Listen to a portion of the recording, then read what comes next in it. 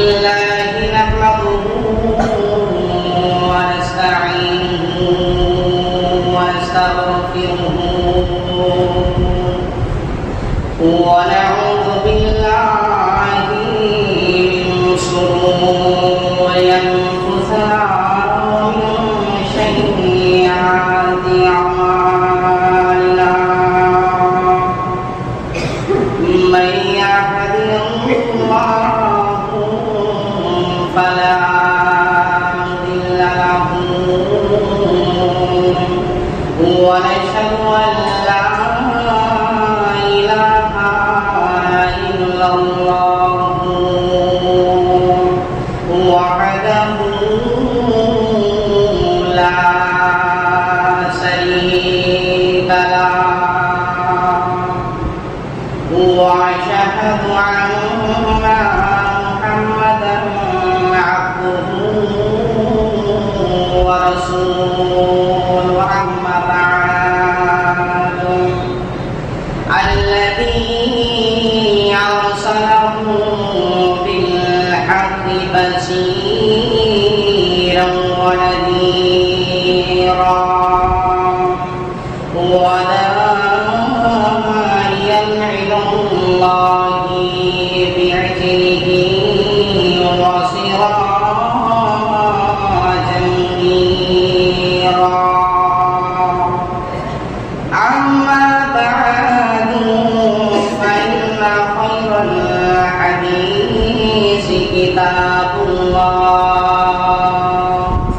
وخير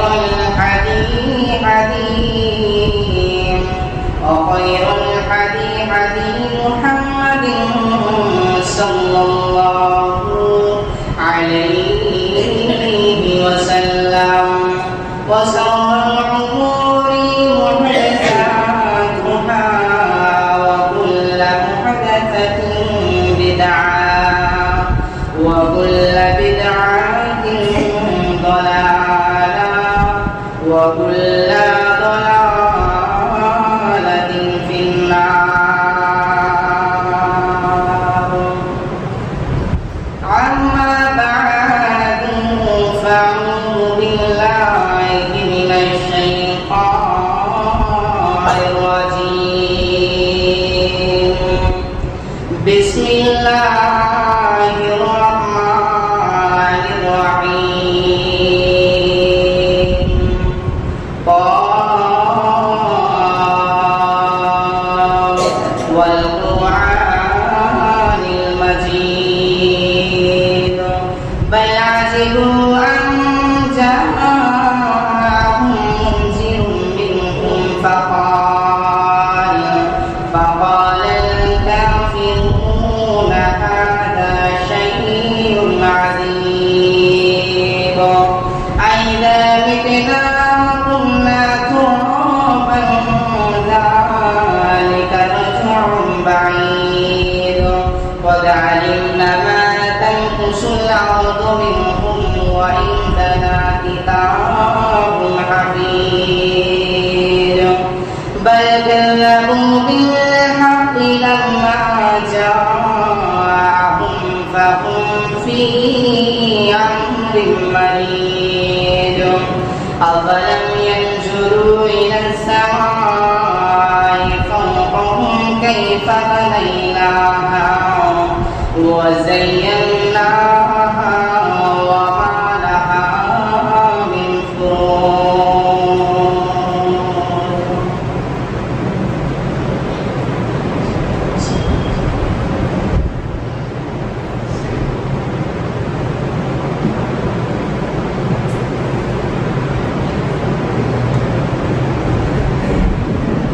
نحمده ونصلي على رسوله الكريم أما بعد فأعوذ بالله من الشيطان الرجيم بسم الله الرحمن الرحيم ولا تقربوا الزنا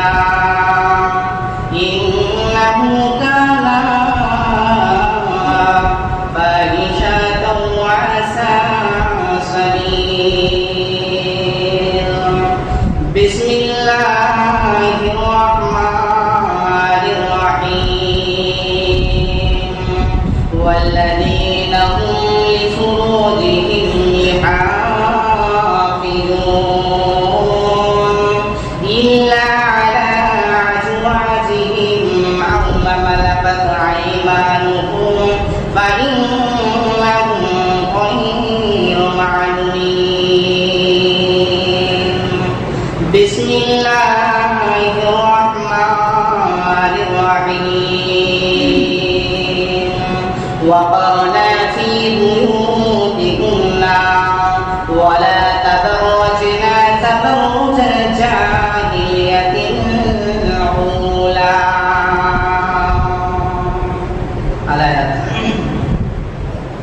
وعن سعيد الخدري رضي الله تعالى عنه قال قال رسول الله صلى الله عليه وسلم فاتقوا الدنيا واتقوا النساء فإن أول فتنة ببني إسرائيل كانت في النساء.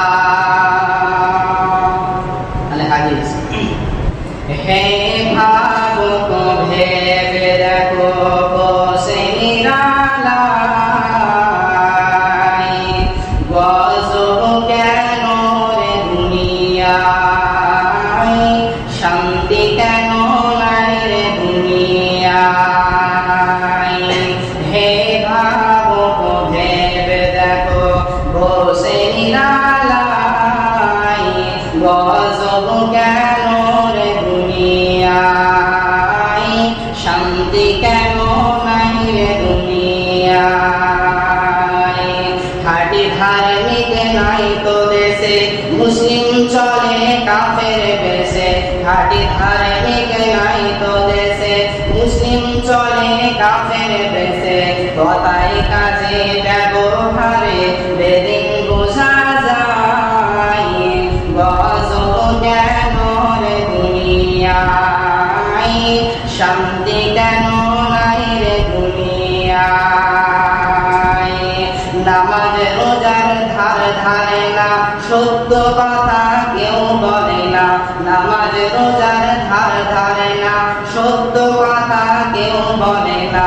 মিথ্যার যুগল করি করিয়া বেড়াই গজব কেন রে দুনিয়ায় শান্তি কেন নাই রে দুনিয়ায় মাথায় কাপড় দেয় না নারী পেটে বুকে দেয় না শাড়ি মাথায় কাপড় দেয় না নারী পেটে বুকে দেয় না শাড়ি বেহায়া বেশরম নারী চলে বেপরদায় গজব কেন রে দুনিয়ায় শান্তি কেন নাই রে দুনিয়ায়। সম্মানিত সুযোগ্য দিনদার ইমানদার জমার মুসলিমবৃন্দ, সমস্ত প্রশংসা সমস্ত গুণকীর্তন সমস্ত তারিফ সেই মহান আল্লাহ তাআলার জন্য যিনার অশেষ কৃপায় যিনার অশেষ দয়াতে আজকে এই সুন্দর একটা মুহূর্ত জুমার দিনে উপস্থিত হওয়ার সুযোগ পেয়েছি বা পেরেছি, তাই সংক্ষিপ্ত ভাষায় বলুন আলহামদুলিল্লাহ। তার উপরে শত শত দরুদ ও সালাম বর্ষিত হোক জাহান নবী মুস্তাফা আকায়ে নাজাত তাজদার মদিনা আহমদুল মুস্তাফা জাহান নবী মুস্তাফা নবী করিম সাল্লাল্লাহু আলাইহি ওয়াসাল্লাম তিনার উপর শত শত দরুদ ও সালাম বর্ষিত হোক। সকলে বলুন আল্লাহুম্মা সাল্লি আলাইহি আল্লাহুম্মা বারিক আলাইহি। সম্মানিত শ্রোতা মণ্ডলী, আজকে আমি আপনাদের সম্মুখে যে বক্তব্য বিষয়টি নিয়ে দণ্ডায়মান হয়েছি সেটা হচ্ছে জেনা ও ব্যভিচার। তো এই জেনা ও ব্যভিচার এটা একটা মারাত্মক বড় জিনিস, এটা একটা অশ্লীল অসৎ খারাপ পন্থা। আল্লাহ তাবারক ওয়া তাআলা এই জেনার জন্য বলেছেন, হে পৃথিবীর মানুষেরা তোমরা জেনা থেকে তোমরা দূরে থাকো, এবং বিশ্বনবী সাল্লাল্লাহু আলাইহি ওয়াসাল্লাম তিনিও বলেছেন যে তোমরা জেনা থেকে দূরে থাকো, ব্যভিচার থেকে তোমরা দূরে থাকো, এমনকি তোমরা জেনার কাছেও তোমরা যেও না। যদি তোমরা জেনার কাছে যাও তাহলে তোমার ঈমানকে ধ্বংস করে দেবে দেবে। যদি তুমি জেনা ব্যভিচারের কাছে যাও তাহলে তোমার ঈমানকে তারা ভেঙে চুরমার করে দেবে। যদি তুমি জেনা ব্যভিচারের কাছে যাও তাহলে তুমি ক্ষতিগ্রস্তর মধ্যে অন্তর্ভুক্ত হবে। এমনকি যদি তুমি জেনার কাছে যাও, বিশ্বনবী সাল্লাল্লাহু আলাইহি ওয়াসাল্লাম একটা সহিহ হাদিসের মধ্যে বললেন যে কোনো ব্যক্তি যখন জেনা করে, কোনো ব্যক্তি যখন ব্যভিচারে লিপ্ত হয়, তখন তার কাছ থেকে ঈমান চলে যায়, তার কাছ থেকে ঈমান ঘটে যায়, দূর হয়ে যায়, এমনকি তার ঈমান থাকে না। ঈমান একটা চালের মতো। আপনি যখন ঈমান যখন আপনার ভালো থাকবে, যখন নামাজ পড়বেন, রোজা রাখবেন, আপনি অন্য সময় আপনার মাথায় ঈমান থাকবে, একটা ঈমানের নূরানি চমকাবে। এবং আপনি যখন একটা জেনার কাজে লিপ্ত হবে, আপনি যখন জেনা ব্যভিচারের কাজে লিপ্ত হবে, আপনার মাথা থেকে ওই ঈমানের নূরানিটা চলে যাবে এবং আপনি মুনাফিক হয়ে যাবেন। মুহাম্মদ সাল্লাল্লাহু আলাইহি ওয়াসাল্লাম তিনি এটা বললেন সেই হাদিসের মধ্যে। এরপর আল্লাহ তাবারক ওয়া তাআলা তার বান্দাদেরকে আবার স্পর্শ করে তিনি বলে দিলেন যে হে পৃথিবীর বান্দা সকল, তোমরা একটা কথা জেনে রাখো যে তোমরা জেনা করো না, এটা তো দূরের কথা, তোমরা জেনার কাছেও তোমরা যেও না। কারণ আল্লাহ তাবারক ওয়া তাআলা বলছেন যে তুমি জেনা করা তো দূরের কথা, তুমি জেনার কাছেও তুমি যেও না। জেনা হচ্ছে একটা অশ্লীল কাজ, অসৎ কাজ, খারাপ কাজ। আল্লাহ তাবারক ওয়া তাআলা বলেন ওয়ালা তাকরাবুজ জিনা, আল্লাহ বলেন তুমি জিনার নিকটবর্তী করে না, তুমি জিনার কাছেও তুমি যেও না। যে ব্যক্তি জিনা করে, আল্লাহ তাবারক ওয়া তাআলা বলেন ওই ব্যক্তির জীবন, ওই ব্যক্তির দুনিয়া ধ্বংস এবং তার কিয়ামত ধ্বংস, তার সমস্ত সে হারিয়ে ফেলবে। অথচ জিনা ব্যভিচার থেকে আমাদেরকে দূরে থাকতে হবে। এরপরে আমরা জানি যে নেকি কি জিনিস। শুধু আমরা নেকি করলাম এটাই কি নেকি? শুধু পাপ করলাম এটাই কি পাপ? আল্লাহ তাবারক ওয়া তাআলা বলেন পাপ হলো শুধু পাপ।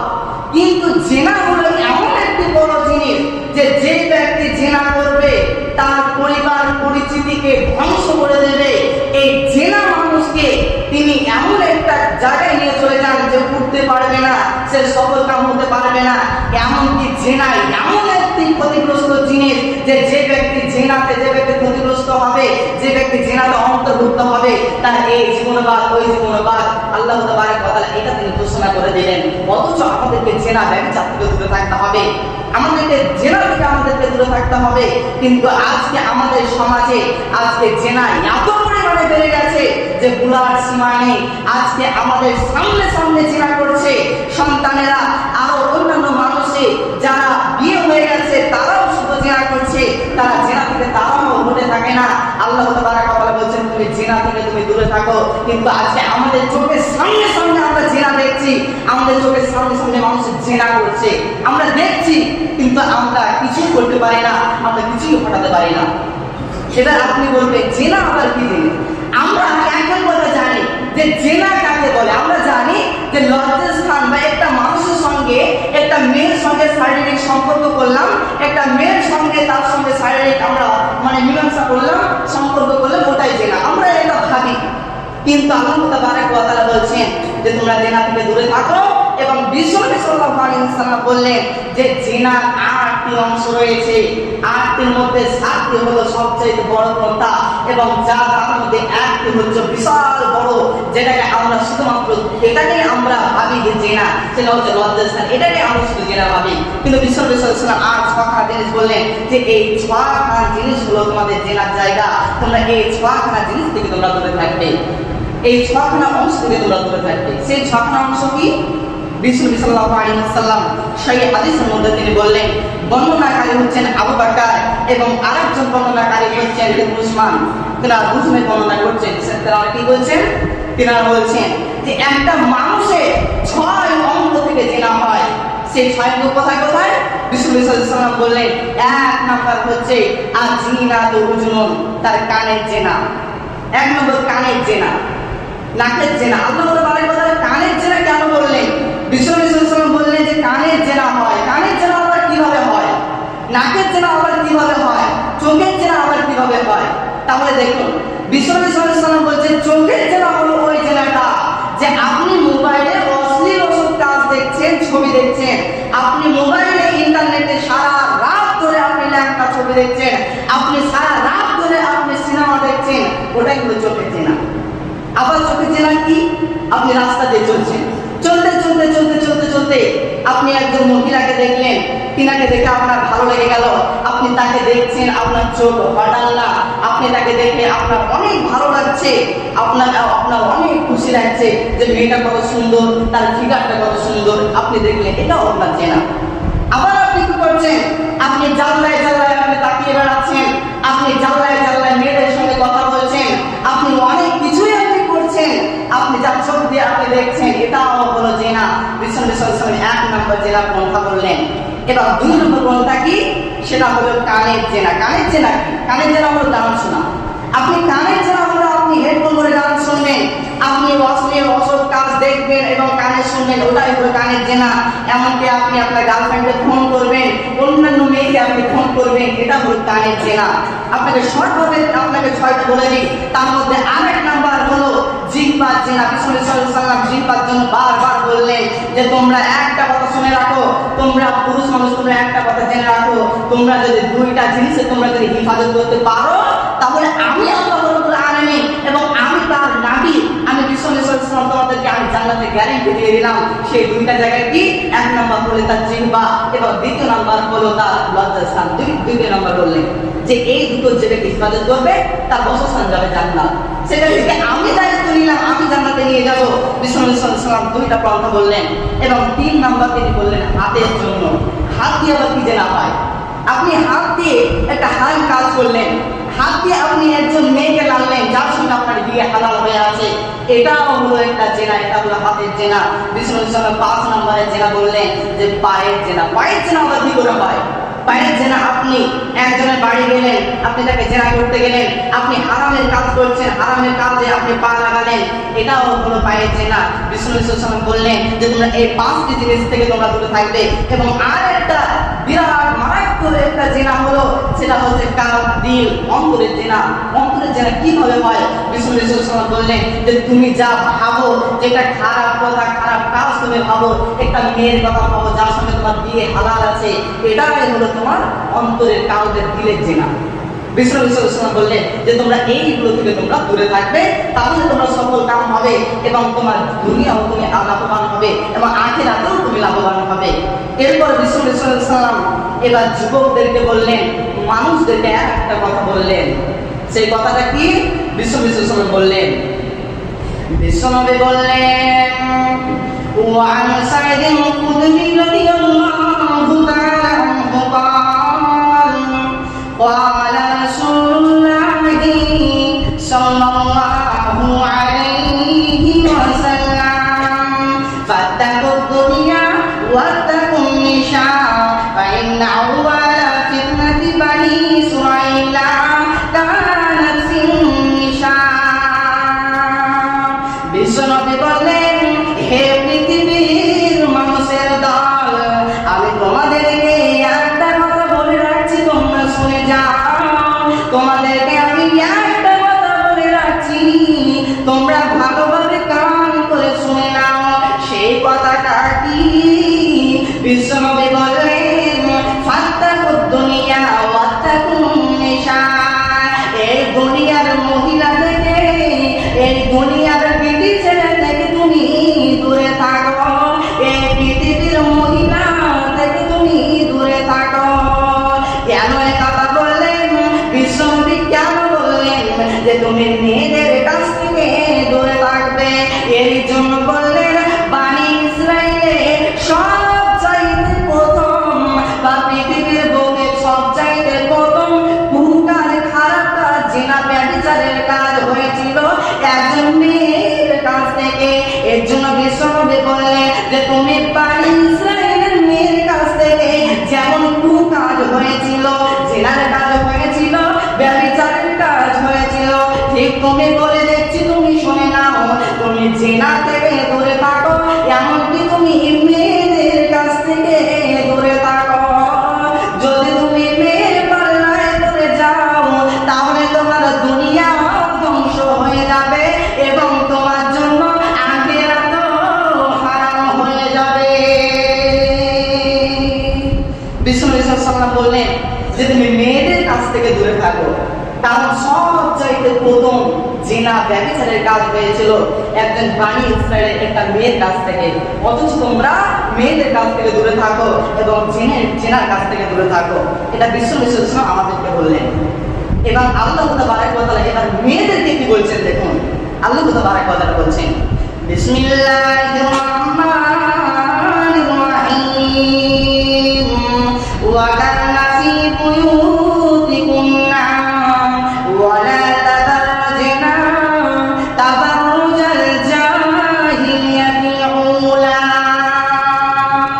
আমার আল্লাহ বললেন, আল্লাহ তাবারক ওয়া তাআলা মেয়েদেরকে স্পর্শ করে বললেন, মেয়েদেরকে ইশারা করে বললেন, হে পৃথিবীর মহিলা সকল তোমরা শোনো।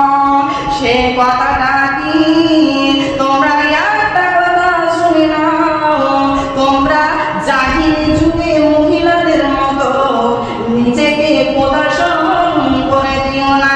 জাহিল যুগের মেয়েরা তারা নিজেকে অন্যের হাতে প্রদর্শন করত। জাহিল যুগের নারীরা তারা নিজেকে অন্য ছেলের কাছে প্রদর্শন করে দিত। জাহিল যুগের মেয়েরা তারা নিজের সতীত্বকে অন্যের হাতে তুলে দিত। এর জন্য আমার আল্লাহ বলেছেন, হে পৃথিবীর মহিলা সকল তোমরা তোমাদের সতীত্বকে তোমরা আল্লাহর কাছে গ্যারান্টি দাও। তোমরা জাহিল যুগের মেয়েদের মতো তোমার সতীত্বকে একজন যুবকের হাতে তুলে দিও না, অবকা যুবকের হাতে তুমি তুলে দিও না। আল্লাহ তাআলা বললেন, তুমি মারিয়ামের কাছ থেকে জ্ঞান নাও, তুমি মারিয়ামের কাছ থেকে তুমি উপদেশ নাও। এটা মেয়েদেরকে বললেন। মারিয়াম কেমন ছিল? মারিয়ামের ঈমান কেমন ছিল? মারিয়াম কেমন মুমিন ছিল? মারিয়াম কেমন মহিলা ছিল? মারিয়াম এত ভালো মহিলা ছিল যে নিজের সতীত্বের গ্যারান্টি আল্লাহকে দিয়েছিল। আল্লাহকে বলেছিল, হে আমার রব, আমি আমার সতীত্বের গ্যারান্টি আমি তোমার কাছে দিচ্ছি। মারিয়াম একদিন গোসলের জন্য রেডি হয়ে আছে। মারিয়াম গোসল শুরু করলো। মারিয়ামের গোসল শেষ হয়ে গেল। ঠিক ওরকম সময় একজন সুন্দর যুবক লোক, একজন যুবক লোক মহিলার কাছে দাঁড়িয়ে আছে, মারিয়ামের কাছে দাঁড়িয়ে আছে এবং ওই যুবককে দেখে বলল, মারিয়াম তার থেকে হাত দিয়ে বলল, যুবক তুমি আমার কাছ থেকে চলে যাও, আমার গায়ে তুমি হাত দিবে না, তুমি আমার কাছ থেকে চলে যাও। যুবক আমি তোমার কাছ থেকে আমি পরিত্রাণ চাইছি, আমি তোমার কাছ থেকে আমি রক্ষা চাইছি, তুমি আমার কাছ থেকে চলে যাও। এই কথা যখন মারিয়াম বলল, তখন মারিয়ামের কথা শুনে জিবরাইল আমির ফেরেশতা হেসে বাঁ দিতে বলল, মারিয়াম রে, আমি কোনো শেষ নাই, আমার কোনো চাহিদা নাই, আমি তো নারী নাই, পুরুষ নয়, আমার কোনো গ্রুপ নাই। আমি বললাম, জিবরাইল ফেরেশতা তুমি আমাকে ভয় পেও না, আমি কোনো যুবক নয়, আমি কোনো পুরুষ নয়, আমি হলাম জিবরাইল ফেরেশতা। আমি এটা তোমার জন্য সুসংবাদ নিয়ে এসেছি। সুসংবাদটা হলো কি? সুসংবাদটা হলো আমার আল্লাহ তোমাকে একটা সন্তানের মা বানাবে। এই কথা যখন মারিয়াম শুনলো, তখন মারিয়ামের মুখ কালো হয়ে গেল। মারিয়াম ভয় পেয়ে গেল।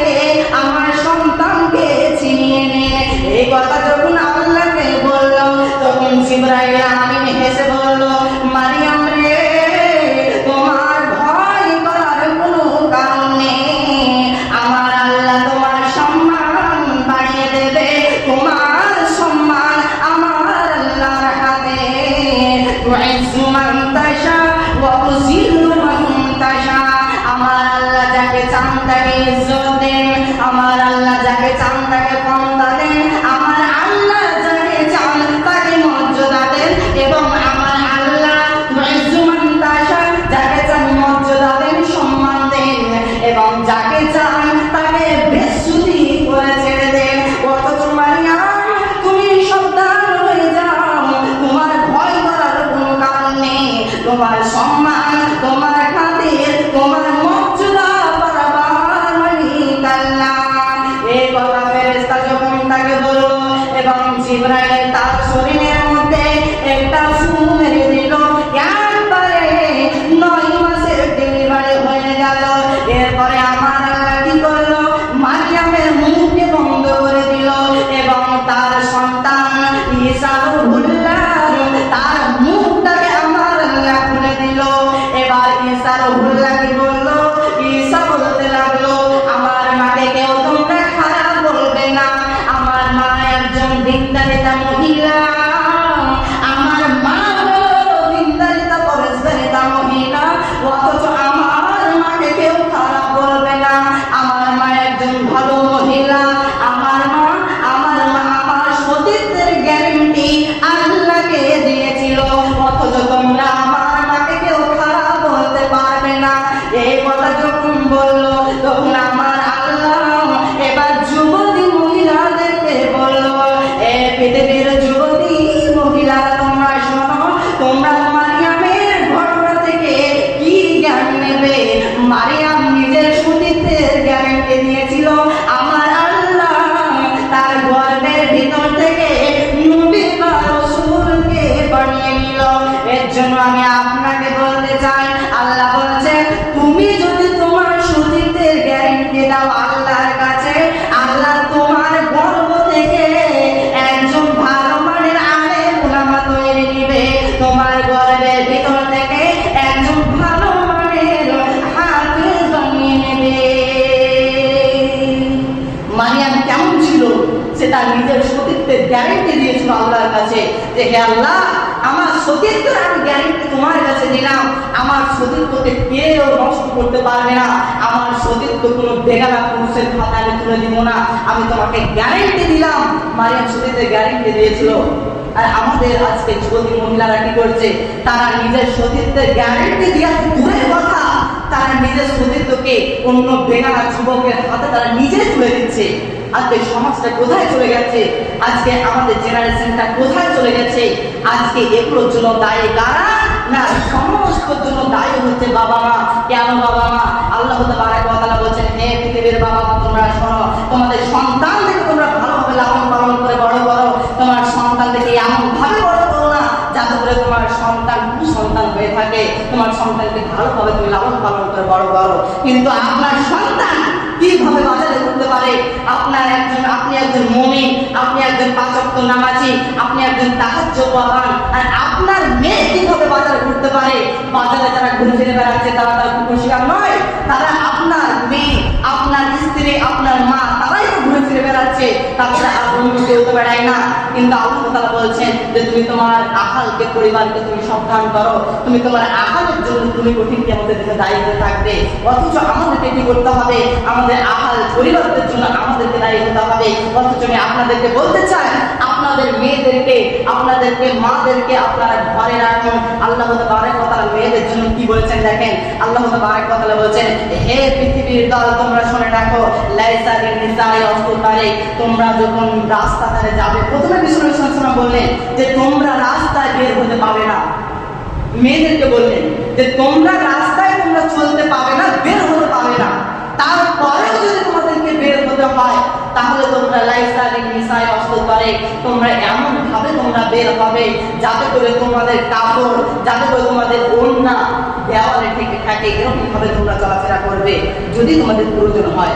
কিন্তু আজকে দেখুন, আজকে জেনারেশনটা এমন হয়ে গেছে যে আজকে যখন আমরা রাস্তা দিয়ে চলি তখন আমরা মানুষের থেকে মহিলাকে আমরা বেশি দেখতে পাই, আজকে যুবকের থেকে যুবতীকে বেশি দেখতে পাওয়া যায়। কেন? শুধুমাত্র আজকে গার্জেনের কারণে, পিতামাতার কারণে। এর জন্য আমি আপনাদেরকে বলতে চাই, আপনি ভাবছেন যে আমি 5 ওয়াক্ত নামাজ পড়বো, আমি তাহাজ্জুদ পড়বো, আমি জান্নাত কিনবো, কিন্তু জি না, জান্নাত এত মামার বাড়ি আপনার নয় যে আপনি জান্নাত আপনি এমনি নিবেন, আপনি নামাজ পড়বেন, তাহাজ্জুদ পড়বেন, আপনি জান্নাত পেয়ে যাবেন। জান্নাত এত আসান সহজ জায়গা নয়। আপনাকে জান্নাত পেতে হলে আপনাকে নামাজ পড়তে হবে, তার পেছনে পেছনে আপনাকে আপনার আহালকে, পরিবারকে আপনাকে গ্রহণ করতে হবে। আপনাকে আপনার আহালকে কি করছে, তারা কোন পথে চলছে, তারা কিভাবে আছে, আপনাকে সজাগ হতে হবে, আপনাকে তাদের খেয়াল রাখতে হবে। আর আপনি সব সময় 24 ঘন্টা আপনি মসজিদে পড়ে থাকছেন, আপনি 24 ঘন্টা আপনি তাহাজ্জুদ নামাজ পড়ছেন, আপনি আল্লাহ তাআলার কথা বলছেন, এতে কোনো লাভ হবে না। তুমি নামাজ পড়াটা যেমন ইবাদত, সেরকম ভাবে তোমার আহাল দেখে, তোমার পরিবার দেখে তুমি সময় দাও, তাদের পিছনে তুমি খরচা করো, তাদের তুমি দায়িত্ব গাইড নাও। আল্লাহ রাব্বুল আলামিন বলছেন এটাও তোমার ইবাদত। তাহলে আজকে আমাদের পরিবার কোথায় চলে গেছে? আজকে আমাদের সন্তানেরা তারা চেনা করছে, ব্যভিচার করছে, তারা ফোনে প্রেমের গল্প করছে। আমরা অধিকাংশ পিতামাতাই জানি যে আমাদের সন্তানেরা কি করছে, আমাদের মেয়েরা স্কুলে যে তারা কি করে, এগুলো আমরা হয়তো অনেকেই আমরা জানি, অনেক বাবাই আমরা জানি, কিন্তু আমরা বাবা আসলে সজাগ নয়। আল্লাহ তাআলা বলছেন তোমাদের কেউ ধরা হবে, তুমি মনে করছো আমি ভালো কাজ করবো, আমি নামাজ পড়ে জান্নাত কিনে নেবো, জি না, এটা সম্ভব নয়। এবার আল্লাহ তাবারক ওয়া তাআলা এবার আর একটা কথা তিনি কি বললেন দেখুন। আল্লাহ তাবারক ওয়া তাআলা বললেন বিসমিল্লাহির রহমানির রহিম আয-যানিয়াতু ওয়াজ-যানি ফাজলিদু কুল্লা ওয়াহিদিন। আমার আল্লাহ বললেন হে পৃথিবীর মানুষের দল এবং হে পৃথিবীর যুবকের দল, যুবতীর দল, আল্লাহ তাআলা সবাইকে একসঙ্গে বললেন হে পৃথিবীর মহিলাগণ, হে পৃথিবীর পুরুষগণ, তোমরা শোনো সেই কথাটা কি, তোমরা যদি জিনাতে লিপ্ত হও তাহলে তোমরা কি করবে? তোমার যে হোক না কেন, তোমার মা হোক না কেন, তোমার বাবা হোক না কেন, তাদেরকে তোমার বেত্রাঘাত করবে। এই আদেশটা দিল কে? না, এই আদেশটা দিল আমার আল্লাহ। বললেন যে তুমি তাদেরকে 100টা ঢালাবে, তাদেরকে তুমি চাবুকে বেড়াবে, এরকম শাস্তির কথা আল্লাহ বললেন। এবং বললেন যারা যুবক এবং যুবতী, যারা জিনাকারী এবং যারা জিনাকার, তাদেরকে তোমরা সকলকেই তোমরা শাস্তি দাও, তাদেরকে দয়ার হাত বাড়িয়ে দিও না। আল্লাহ তাবারক ওয়া তাআলা জিনাকারীদের জন্য বললেন যে তাদেরকে তোমরা শাস্তি দাও। কিন্তু আজকে আমরা এই শাস্তির কথাকে অমান্য করে দিয়েছি, আজকে শাস্তিকে আমরা তুলে দিয়েছি, বাদ দিয়ে দিয়েছি। আজকে আমাদের চোখের সামনে জেনা হয়, আজকে কত জনা কার সঙ্গে কি ধরা পড়ছে, আজকে আমরা কিছুই করতে পারি না, আজকে আমরা কিছুই ঠেকাতে পারি না। কিন্তু বিশ্বনবী সাল্লাল্লাহু আলাইহি সাল্লাম আমাদেরকে একটা কথা তিনি বলে গেছিলেন যে তোমরা একটা কথা শুনে রাখো, আল্লাহ তাবারক ওয়া তাআলা আদেশ করেছেন যে কোনো মহিলা বা কোনো পুরুষ যখন জেনাতে ধরা পড়বে তখন তাদেরকে তোমরা 100 বেত্রা আঘাত করো। এমনকি তাদেরকে তোমরা যদি তারা বিবাহিত হয় তাহলে তাদেরকে তোমরা পুঁতে দাও, গাড়ার মধ্যে দূর পর্যন্ত পুঁতে দিয়ে তাদেরকে তোমরা ঢের নিক্ষেপ করো এবং ওইভাবে তাদেরকে মেরে দাও। যারা বিবাহিত, যারা অবিবাহিত, আল্লাহ তাবারক ওয়া তাআলা বলছেন যারা বিবাহিত তাদের বাঁচার কোনো উপায় নাই পৃথিবীর বুকে। যদি সে জেনা করে, বিবাহিত অবস্থায় যদি জেনা করে, তাহলে ওই মানুষের বাঁচার কোনো উপায় নাই, তাকে মৃত্যুবরণ করতে হবে। কিন্তু আজকে আমরা এগুলো সব উঠে গেছে, এই নিয়ম কানুনগুলো আমরা আজকে তুলে দিয়েছি। কিন্তু বিশ্বনবী সাল্লাল্লাহু আলাইহি ওয়াসাল্লাম তিনি কি বলছেন দেখুন। তিনি একজন মহিলা তেনার কাছে গেল এবং তিনি কি বললেন বিশ্বনবী সাল্লাল্লাহু আলাইহি ওয়াসাল্লাম। বিশ্বনবী বললেন আমার কাছে একজন মহিলা এলো এবং জিজ্ঞাসা করলো হে আল্লাহর রাসূল, আপনি আমাকে পাক করে দেন, আপনি আমাকে পবিত্র করে দেন, আপনি আমাকে মুক্তি দেন। এই কথা বিশ্বনবীকে বলল। তখন ওই যুবক আল্লাহ তাআলা কি বলল? আল্লাহ রাসূল তাকে বলল হে যুবতী, তোমার কি অন্যায় তুমি আমাকে বলো। তখন ওই যুবতী বলতে আরম্ভ করলো ইয়া রাসূলুল্লাহ, হে আল্লাহর রাসূল, আমরা বিবাহিত, আমি একজন বিবাহিত মহিলা, আমার বিবাহিত, আমি বিয়ে করেছি, আমার একজন স্বামী আছে, এরপর